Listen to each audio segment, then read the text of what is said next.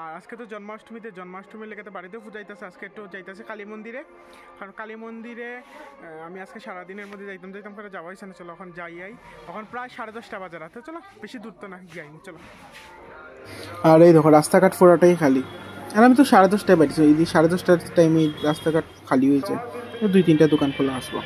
আর তারপর আমি যে টাইমে আইছি এই টাইমে পূজা খালি যা স্টার্ট হয়েছে। জন্মাষ্টমী পূজা তো রাত্রেই হয়। আর মেইনলি এই বছর এমন একটা জাঁকজমক করে হয়েছে না, অন্য বছর এই সাইডে মানে প্যান্ডেলের মতো বানানি হয়, তারপরে এটা করা হয়। এবার ফ্লাড উডের কারণে বেশি একটা চান্দাও তোলা হয়েছে না, এবার ছোটো মোটো হয়ে পূজাটা হয়েছে। আর তারপরে একটু চরণামৃত খাইলাম, খাইয়া আর ওই ছোটো খাটো অনুষ্ঠানটা তো সারাদিনই অনুষ্ঠান হচ্ছে, কইলাম না আমি যাইতাম পারছি না আজকে সারাদিন। আর যেহেতু কালী মন্দিরে আইসে তো মা না দর্শন করলে হইব নি, মা দর্শন করলাম।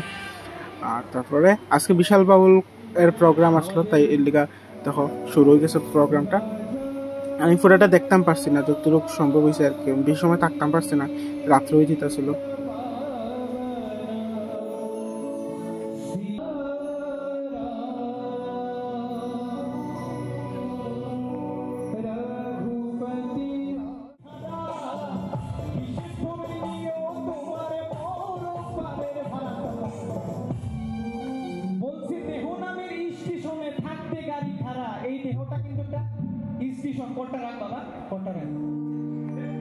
এই দেহটা হলো একটা স্টেশন।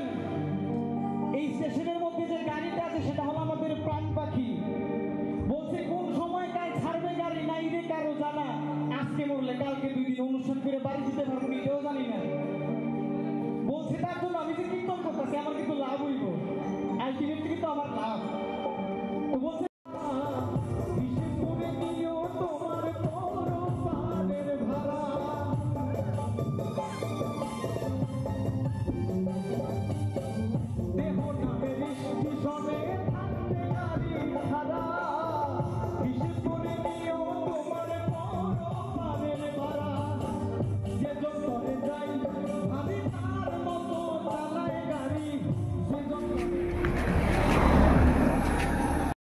যেরকম বাড়িত ওই দেখো পুরো রাস্তাঘাট খালি, 11টার উপরে বাজে।